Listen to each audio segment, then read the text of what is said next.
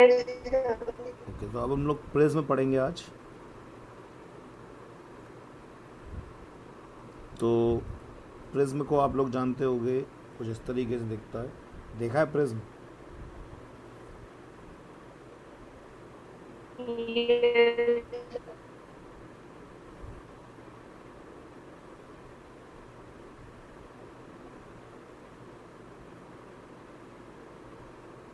ठीक है, तो इसमें ये एक रेक्टेंगुलर सरफेस है, ये एक रेक्टेंगुलर सरफेस है। ये दोनों हमारी रिफ्रैक्टिंग सरफेस होती है।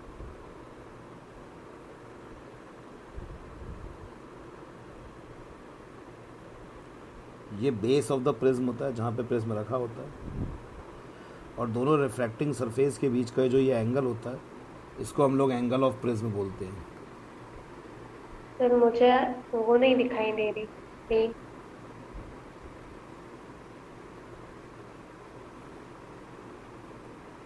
सर अब दिखाई दे रही। सो this is angle of prism, this is refracting surface. एक रिफ्रैक्टिंग सरफेस पे इधर लाइट आती है और दूसरे से पास होती है।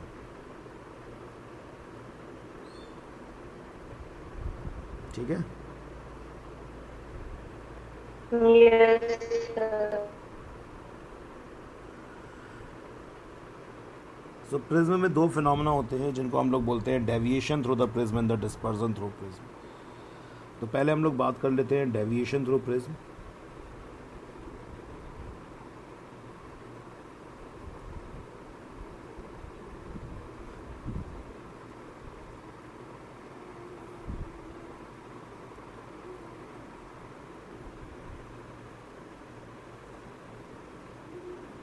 सो ये सपोज एक प्रिज्म है।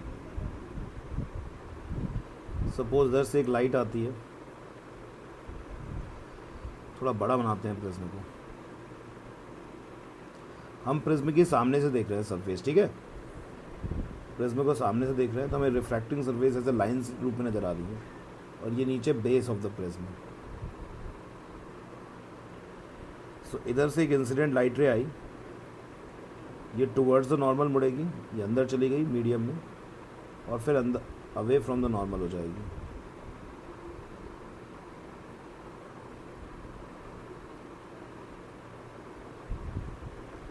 सो दो नॉर्मल बनाते हैं हम लोग यहाँ पर।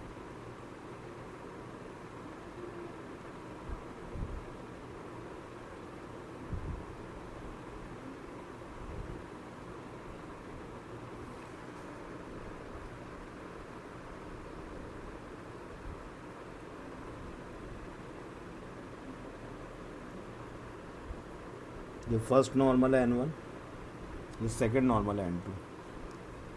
So this is angle of incidence, this is angle of emergence, this sir angle is। जो ये तो वो डेंसर मीडियम होगा ना। प्रिज्म के अंदर डेंसर मीडियम टुवर्ड्स द होगा। नॉर्मल आपकी नोटिस करता। आपकी आवाज़ क्लियर नहीं आ रही, और ये टुवर्ड्स नॉर्मल ही है।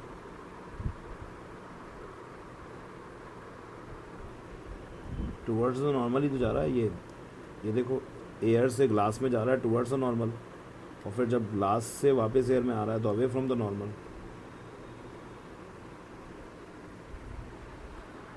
बोलो। सर प्रिज्म डेंसर मीडियम है। बिल्कुल, प्रिज्म डेंसर तो मीडियम सर है। Towards the normal.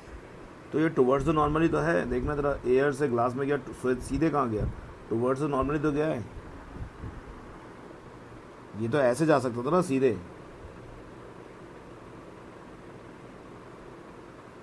पर ये तो सीधे कहाँ यस गया सर। है? टुवर्ड्स द नॉर्मल ही तो है ये।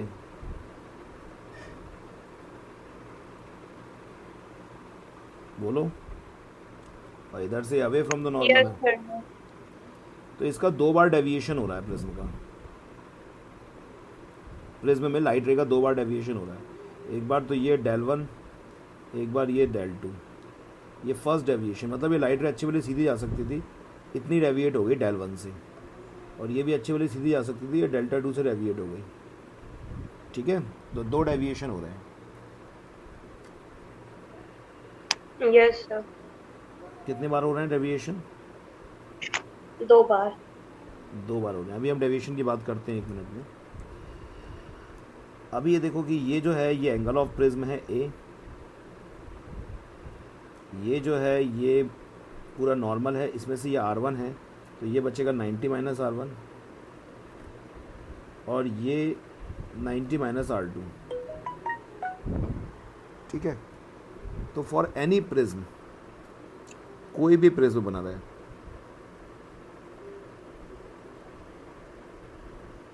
This 90 minus R1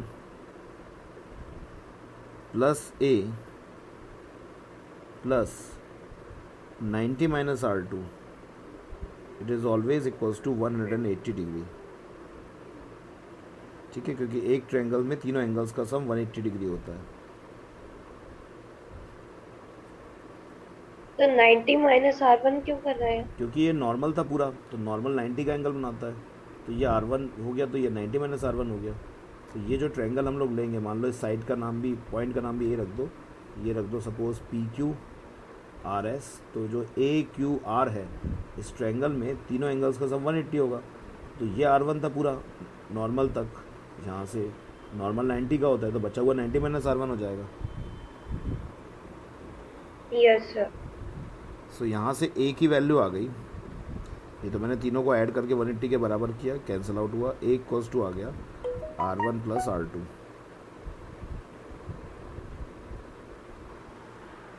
sir angle of reflection और एंगल ऑफ इंसिडेंस बराबर होंगे ना? एंगल ऑफ क्या? रिफ्रैक्शन। नहीं नहीं, क्यों होंगे बराबर? कुछ भी, कोई एंगल बराबर नहीं होंगे इसमें, कोई एंगल बराबर नहीं होगा इसमें। तो सर एंगल ऑफ रिफ्रैक्शन 1 और 2 बराबर होंगे? वो अभी नहीं होंगे, मैं बता रहा हूँ कब होंगे बराबर। अभी कुछ बराबर नहीं होगा, अभी तो ये कंडीशन होगी जो मैंने लिखी है यहाँ पे। ठीक है,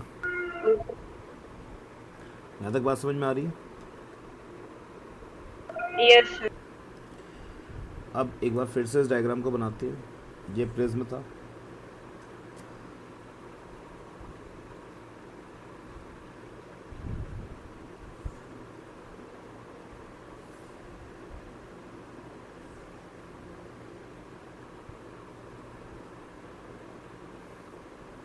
तुम्हारे पेपर MCQs आएंगे, यस सर। तो मैंने ट्रिक्स बनानी स्टार्ट कर दी हैं और उसके वीडियो बना के प्लेलिस्ट बना के डाल रहा हूँ मैं, तो आपको देखना हो तो वो देख लेना। Yes sir. मैथ्स और साइंस के जल्दी जल्दी पूरे ख़त्म कर दूँगा। मुझे आवाज़ नहीं आ रही है आपकी।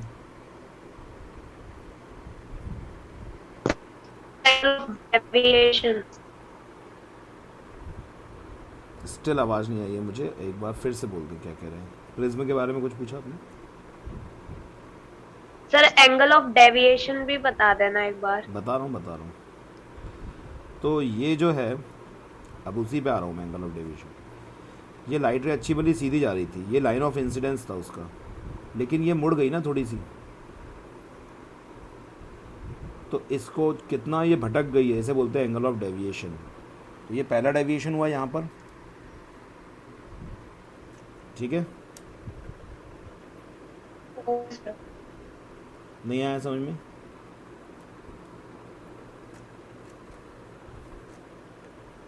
ये फर्स्ट टाइम डेविएशन हुआ इसमें। अब एक बार जब डेंसर से वापस रेयर में निकलेगी तो ये सेकेंड टाइम डेविएशन हो रहा है यहाँ पे, क्योंकि ये लाइट रे सीधे निकल रही थी और इतनी भटक गई, तो ये डेल्टा 2 या फिर ये डेल्टा 2 एक ही बात है, वर्टिकली अपोजिट है। Okay, so there are 2 deviation in this diagram, one at this surface and one at this surface, और दोनों डेविएशन को जोड़ के ही टोटल डेविएशन आता है। So total deviation is given bye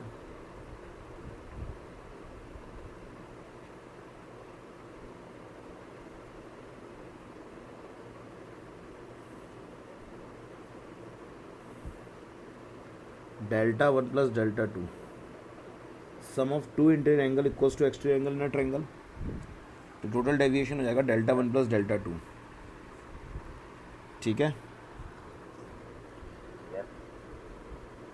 Radhika बोलो। लीव कर लो।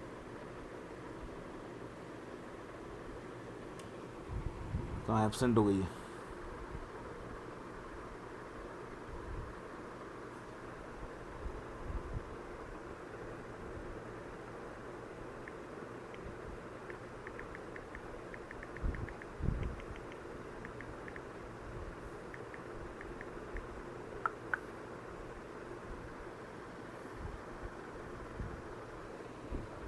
क्या हो गया इसको? पर नेटवर्क स्लो हो रहा होगा।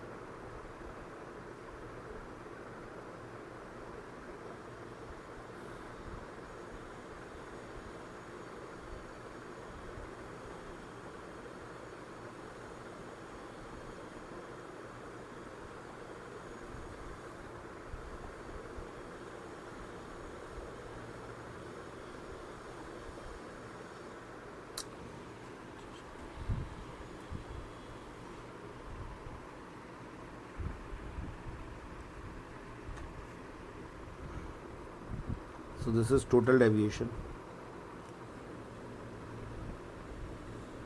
राधिका आवाज़ आ रही है? अब आगे चलें। Yes, sir.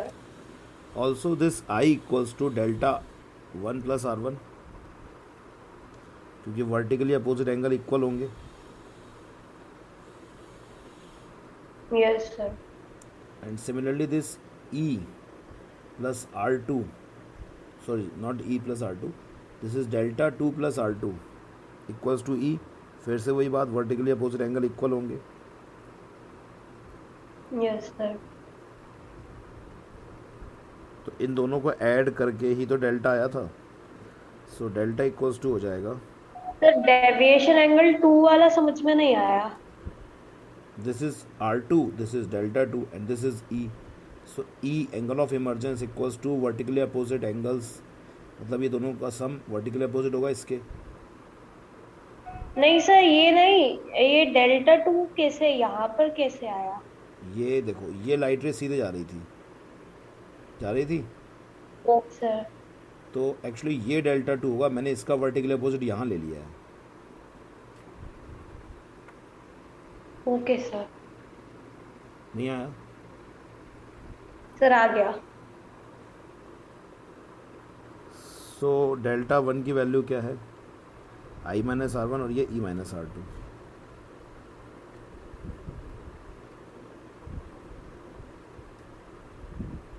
So this I plus E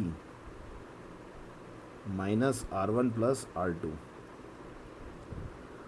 और R1 प्लस R2 क्या है? A angle of prism. Yes. So delta plus A equals to I plus E।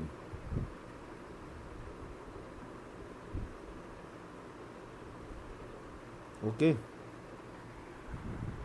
Yes sir. So delta plus A equals to I plus E। Okay, यहाँ तक बात समझ में आती है? Yes sir. अब जैसे जैसे मैं एंगल ऑफ इंसिडेंस में चेंज करूँगा, एंगल ऑफ इमर्जेंस भी चेंज होगा और डेल्टा भी चेंज होगा, पर A चेंज नहीं होगा, क्योंकि A तो प्रिज्म की ज्योमेट्री पे डिपेंड करेगा। Yes sir. Now delta equals to, हमने देखा formula I plus E minus A। अब डेल्टा को हमें मिनिमम करना है, तो इस फॉर्मूले को क्या मैं ऐसा लिख सकता हूँ? Root I minus root E का whole square plus 2 root I root E minus A। ये कैसे लिखा है मैंने फॉर्मूले को? मैंने ये फॉर्मूला अप्लाई किया, A square plus B square equals to A minus B का होल स्क्वायर प्लस 2ab। ये आई प्लस ई में अप्लाई किया मैंने, ठीक है। और for delta two become minimum, delta को अगर मुझे मिनिमम करना है तो अब इसमें क्या चीज़ मिनिमम करनी पड़ेगी? ये तो कांस्टेंट है, इसमें तो कुछ चेंज कर नहीं सकते ए में। तो आई और ई को अगर मैं बराबर कर दूं तो ये वाली चीज़ ज़ीरो हो जाएगी, जिससे ये पूरा टर्म मिनिमम हो जाएगा। क्योंकि अगर किसी को भी ज़्यादा ले लिया तो वो निगेटिव का स्क्वायर पॉजिटिव होगा, तो इसको अगर बराबर कर दें तो डेल्टा मिनिमम आएगा। ठीक है। Yes, sir. और ऑल्सो अगर आई बराबर हो जाएगा तो मैं ए म्यू जी का फॉर्मूला लिखूंगा, यानी कि जब लाइट रे एयर से ग्लास में जा रही है तो लिखा जाएगा ये sign I upon sine R1, और जब मैं बाहर निकल रही होगी लाइट यानी कि जी म्यू ए, तब हो जाएगा साइन R2 अपॉन साइन ई। स्नेल्स लॉ अप्लाई कर रहा हूँ मैं 2 बार। देखो जब लाइट एंटर करेगी तो sign I upon sine R1, और जब बाहर निकलेगी तो sine R2 upon sine E. Yes, sir. And by principle of reversibility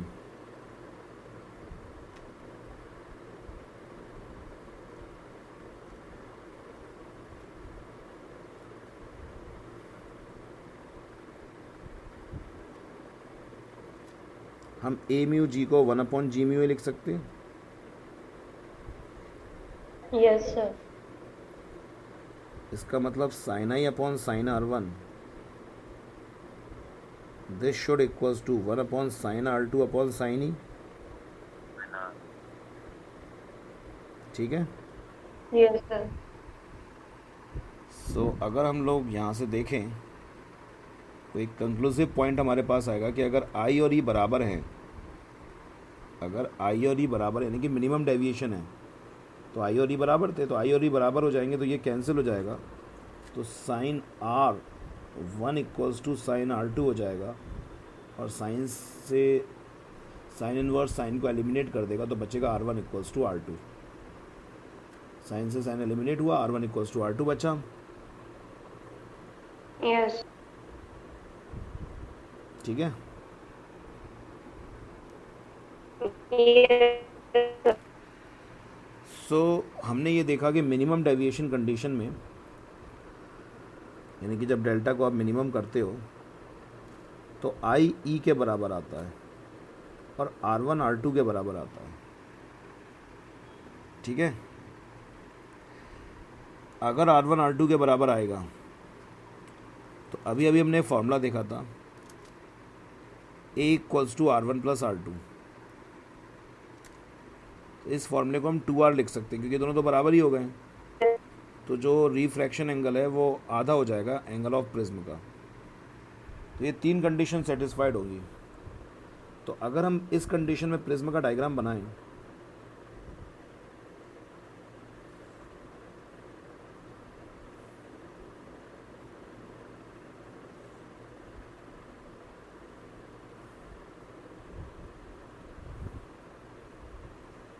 तो अगर I1 और R1 बराबर हैं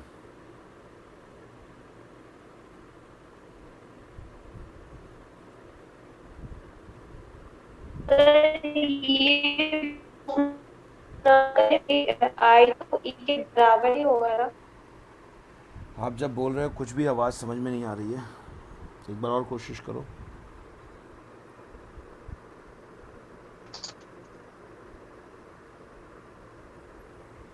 दोबारा बोलो। एंगल ऑफ इमर्जेंस बराबर होगा ना। Angle of incidence angle of emergence के बराबर होगा। तब ये प्रूफ ना करें फिर भी। नहीं फिर नहीं होगा बराबर, ऐसे थोड़ा हमेशा थोड़ा ना हो जाएगा। वो तभी बराबर होगा जब डेविएशन एंगल बिल्कुल मिनिमम होगा। हर एक एंगल ऑफ इंसिडेंस पे वो चीज़ नहीं होगी। वो तभी होगा जब डेविएशन एंगल मिनिमम होगा। ओके। तो जब डेविएशन एंगल मिनिमम होता है तो आई इक्वल्स टू ई हो जाता है, R1 इक्वल्स टू R2 हो जाता है। और अगर आप प्रिज्म को यहाँ से बीच से काट के अगर चित्र इसका ड्रॉ कर रहे हो और इस चित्र को बीच से काट के इसके ऊपर ओवरलैप कर दो, यहाँ से इसके ऊपर रख दो, तो ये सिमेट्रिकल कंडीशन कहलाएगी प्रिज्म की। ये बिल्कुल ओवरलैप कर जाएगा डायग्राम। ये लाइन जो नीचे वाला बेस है उसके पैरेलल हो जाएगी।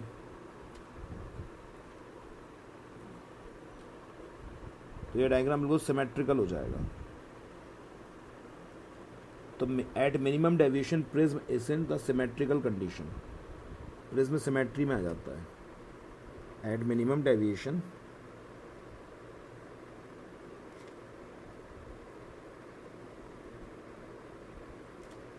Prism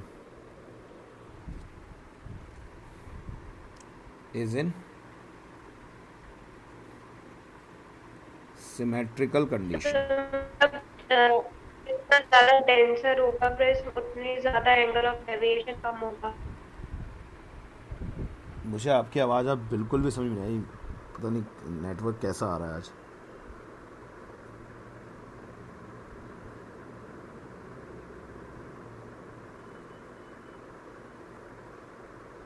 hello.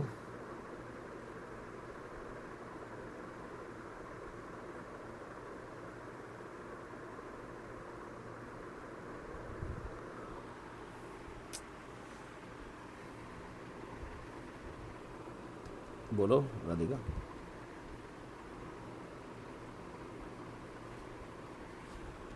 प्रिज्म यहाँ पे सिमेट्रिकल कंडीशन में हो जाएगा। सर मैं ये कह रही हूँ कि जितना ज्यादा प्रिज्म डेंसर होगा उतना ही कम एंगल ऑफ डेविएशन होगा ना उसका। जितना ज़्यादा प्रिज्म क्या होगा, डेंसर होगा।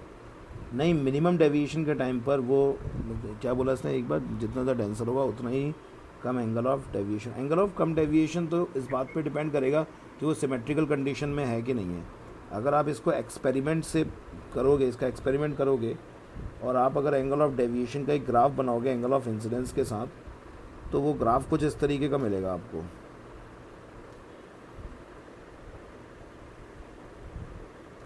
वो ग्राफ कुछ इस तरीके का मिलेगा आपको।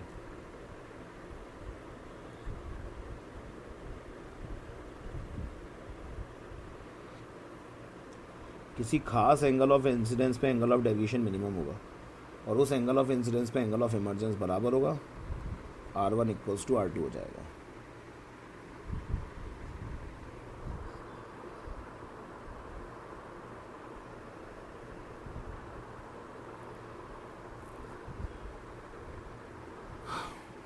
मुझे आज आदित्य, तुम्हें भी ऐसी आवाज़ आ रही है कि मुझे ही आ रही? मेरे नेटवर्क तो इशू नहीं है गड़बड़? नहीं, हाँ राधिका की फ्लक्चुएट हो रही है, आपकी तो सही आ रही है। राधिका, यहाँ तक बात समझ में आई? Yes sir. ये पहला आवाज़ है जो उसकी ठीक आई है। By Snell's law. अब स्नेल्स लॉ से अगर मैं रिफ्रैक्टिव इंडेक्स का फॉर्मूला लिखूं तो A mu G equals to हो जाएगा sine I upon sine R. Sine I, अब देखो भाई आई कितना हो जाएगा, ये बात भी समझते हैं हम लोग। हमने देखा कि at minimum deviation I equals to E है, तो डेल्टा का फॉर्मूला हमने अभी भी लिखा था आई प्लस ई माइनस ए। सो डेल्टा एम पर आई और ई बराबर है, तो इसको 2i लिख सकते हैं। तो आई का फॉर्मूला यहाँ से हो जाएगा delta M plus A by 2। तो आई का फॉर्मूला हम लिख सकते हैं delta M plus A by 2। फिर से देख लो मैंने क्या किया, मिनिमम डेविएशन का कंडीशन ली मैंने, ये इसका स्टैंडर्ड फार्मूला था, मिनिमम डेविएशन की फॉर्मूला अप्लाई किया और आई निकाल लिया, और आर तो हम निकाल ही चुके हैं यहाँ पे। तो इन दोनों फार्मूलों को यहाँ पे पुट कर दिया स्नेल्स लॉ में। आई की जगह लिख दिया delta M plus A by 2, और आर की जगह लिख दिया A by 2। So A mu G equals to this. ठीक है,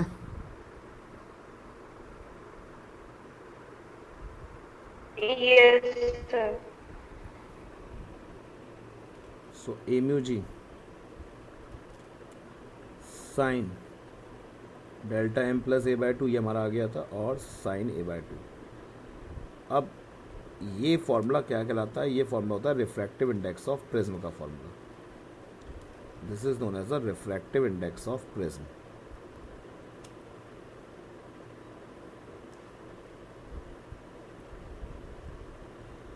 ठीक है, नाउ एक रूल याद रखें कि जब एंगल्स बहुत स्मॉल होते हैं, मैंने आपको उस दिन ये रूल बताया भी था कि हम sign delta M plus A by 2 को directly delta M plus A by 2 लिख सकते हैं, एंगल बहुत स्मॉल हो तो। और साइन ए बाय 2 को हम ए बाय 2 लिख सकते हैं। ठीक है, तो for thin prism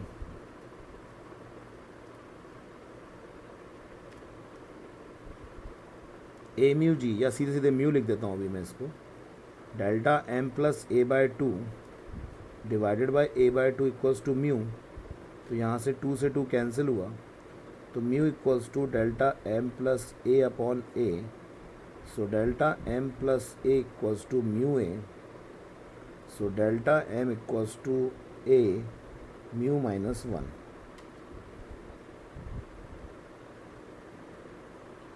so this is the formula of refractive index of prism. पीछे जो फॉर्मूला था ये, और ये जो फॉर्मूला होता है वो थिन प्रिज्म के लिए डेविएशन का फॉर्मूला होता है. ठीक है. Yes sir. अब अगर तुम यहाँ से बात देखो तो as delta M equals to A mu minus 1, तो जो डेविएशन है वो रिफ्रैक्टिव इंडेक्स पे डिपेंड कर रहा है, और जिसका रिफ्रैक्टिव इंडेक्स ज़्यादा होगा उसके लिए डेविएशन कम होगा. ठीक है. और हम पहले पढ़ चुके हैं कि refractive index is inversely proportional to wavelength. Cauchy relation बोलते हैं इसको. अगर आपको याद ना हो तो मैं याद दिला देता हूँ, इसे कॉची रिलेशन बोलते हैं. Yes sir. तो रेड लाइट की वेवलेंथ बहुत ज़्यादा होती है एज़ कम्पेयर टू वॉयलेट. इसकी 3900 एंगस्ट्रॉम और इसकी 7900 एंगस्ट्रॉम. तो इसकी वेवलेंथ ज़्यादा होती है, इसलिए मतलब इसके लिए रिफ्रैक्टिव इंडेक्स हो जाएगा कम,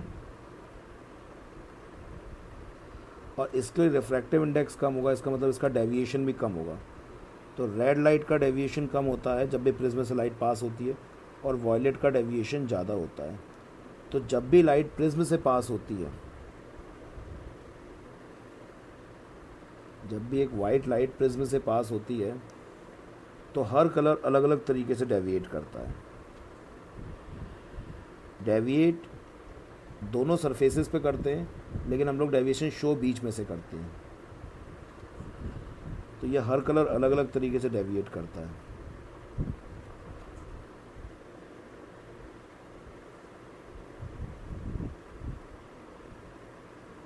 सबसे नीचे हमें सबसे ज़्यादा जो डेविएट करेगा वो मिलेगा, यानी कि वॉयलेट.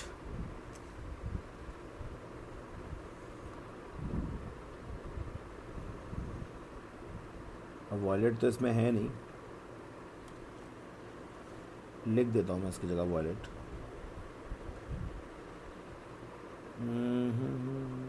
अरे हटना.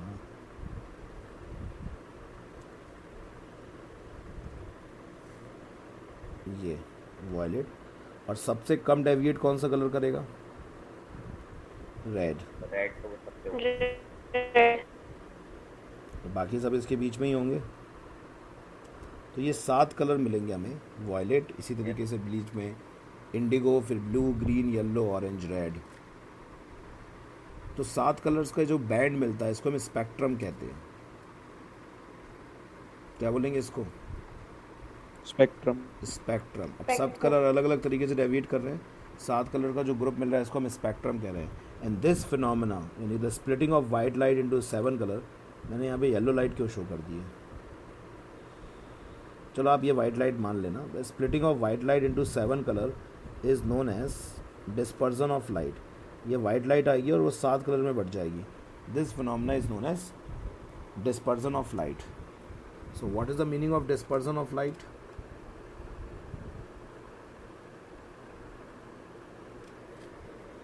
So when this white light Gets deviates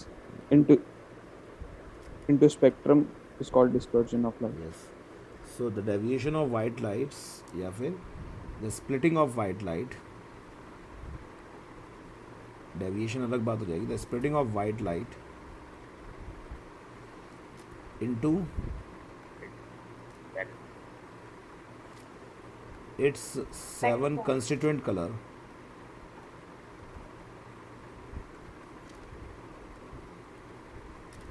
is known as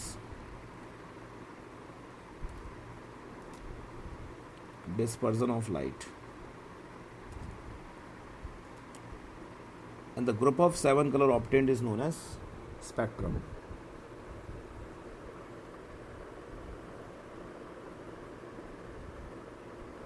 ठीक है, स्पेक्ट्रम क्या होता है? The band of 7 colors. 7 colors obtained is known as spectrum. अब ये तो आपके सिलेबस में है ना, ये मत कहना कि ये भी नहीं है। एक बार प्रिज्म वाला चैप्टर उठा लो।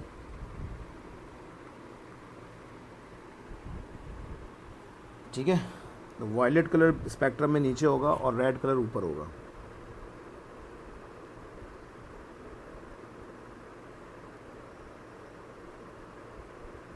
सुन ही नहीं रहे तुम लोग।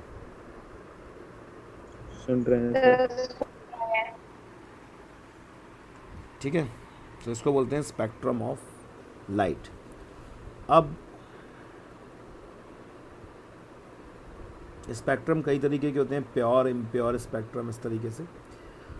सबसे पहले अब हम देखते हैं रिकॉम्बिनेशन ऑफ वाइट लाइट। ये डिस्पर्सन ऑफ लाइट डिस्कवर्ड किया था न्यूटन ने। अब रिकॉम्बिनेशन ऑफ वाइट लाइट देखते हैं।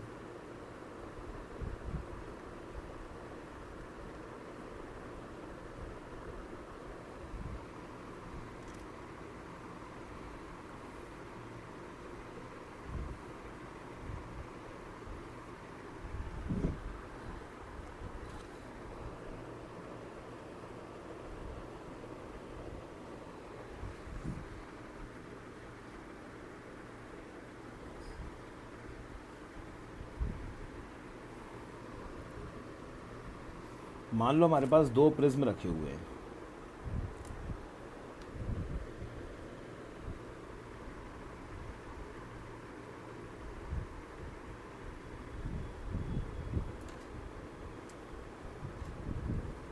और दोनों के angle of prism opposite direction में है। ठीक है,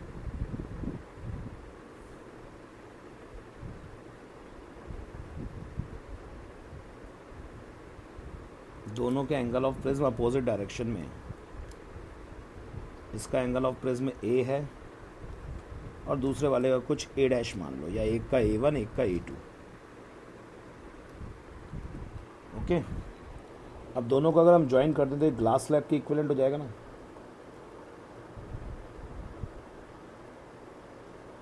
यस सर। तो होगा क्या कि वाइट लाइट आएगी, 7 पार्ट्स में डिवाइड भी होगी, लेकिन दूसरे प्रिज्म से रिकम्बाइन हो जाएगी वापस। मतलब दूसरा प्रिज्म उसके इफेक्ट को नलीफाई कर देगा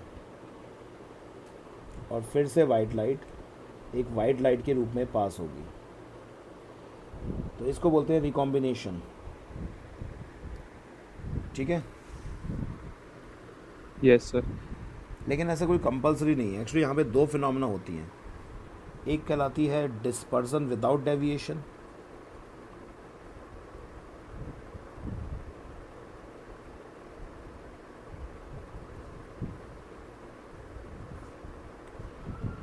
और एक कहलाती है deviation without dispersion.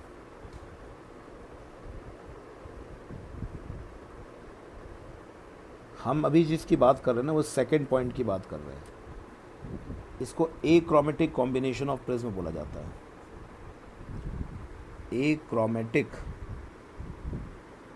Combination of prism. आपकी एनसीईआरटी में एक्रोमेटिक कॉम्बिनेशन ऑफ प्रिज्म की चर्चा की गई और ज़्यादा डीप में नहीं जाया गया है। लेकिन एक और कॉम्बिनेशन होता है जिसे हम बोलते हैं क्रोमेटिक कॉम्बिनेशन ऑफ प्रिज्म। तो अगर आईसीएसई बोर्ड में उसकी चर्चा की गई है तो हम उसको करें, नहीं तो वो टॉपिक बहुत बड़ा हो जाएगा। एक बार ज़रा देख लें क्रोमेटिक और कॉम्बिनेटिक कॉम्बिनेशन, यानी कि डिस्पर्जन विदाउट डेविएशन और डेविएशन विदाउट डिस्पर्जन आपके सिलेबस में है कि नहीं आईसीएसई में, ज़रा एक बार देख लो प्लीज़।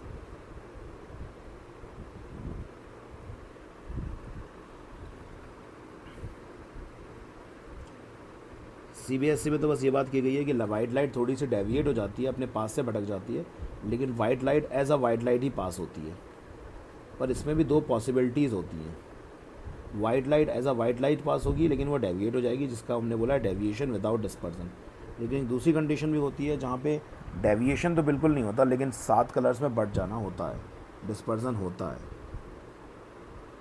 सर वाइट लाइट इधर साइड से फर्स्ट फ्रंट से पास होगी, लेकिन सेकंड फ्रंट से 7 कलर्स नहीं आएगी। वाइट लाइट क्या कह रहे हो? वाइट लाइट के रूप में पास क्या? फिर से बोलो। फर्स्ट केस है ना जो क्रोमेटिक हाँ, कॉम्बिनेशन ऑफ क्रोमेटिक कॉम्बिनेशन का मतलब ये होता है कि वाइट लाइट जो है वो डेविएट बिल्कुल नहीं होगी, उसका पाथ बिल्कुल स्ट्रेट मिलेगा आपको, लेकिन उसमें डिस्पर्सन हो जाएगा। Okay sir. सर नहीं है सिलेबस में। तो सिलेबस में है क्या फिर? ये तो प्रिज्म तो इतना ही है, फिर और क्या है बताओ प्रिज्म में? सर है total internal reflection glass prism अच्छा अच्छा अच्छा, वो तो मैंने रिफ्लेक्शन। आपको TIR में ही समझा दिया था। जैसे कि एक राइट एंगल प्रिज्म है,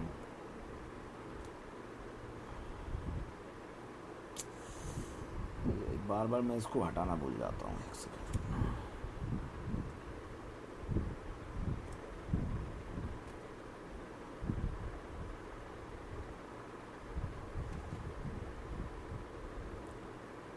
उस दिन बताया था ना ये वाला तो। Yes sir. सर ये और भी तरह के हैं। 3 तरह के होंगे, और भी तरीके के क्या हैं? 3 तरीके के होंगे बस। Yes sir.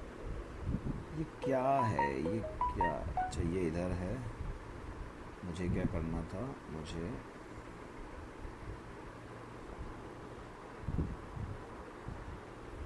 तो मैं एक बार देख लेता हूँ, तो फिर मैं अभी इतना ही लेता हूँ, शाम को लेता हूँ बैच एक, फिर है ना, फिर देख लेता हूँ कि तुम्हारे सिलेबस में क्या है। फालतू का कुछ पढ़ा दूंगा वो मतलब नहीं रहेगा कुछ, ठीक है? Yes sir. मैं अभी टाइम भेजता हूँ आपको राधिका, फिर दूसरा है ना। आज मेरा कोई ज़्यादा बैच नहीं है, चिंता मत करो, आज छुट्टी है मेरी हर बैच की। सर कल ऑफलाइन बैच लोगे क्या? नहीं नहीं, आज बैच? कुछ नहीं ले रहे। कल SDM कलेक्टर आए थे, तो मैंने कल बैच नहीं लिया था, तो कोई इन्फॉर्म भी नहीं किया था, तो मतलब नहीं है आज बैच लेने का। और आज कोई बैचेस नहीं मेरे राधिका, तो बस एक बैच है मेरा 11th का, तो वो मैं लेके फिर आपके बैचेस लेता हूँ। मैं आपको इन्फॉर्म कर दूंगा आपके व्हाट्सअप पर, ठीक है? और बैच पर भी इन्फॉर्म कर दूंगा, यस सर। ठीक है? तो हम लोग मिलते हैं जल्द। सर ऐप का मैसेज कर देना। हाँ, ऐप पे कर दूंगा मैसेज।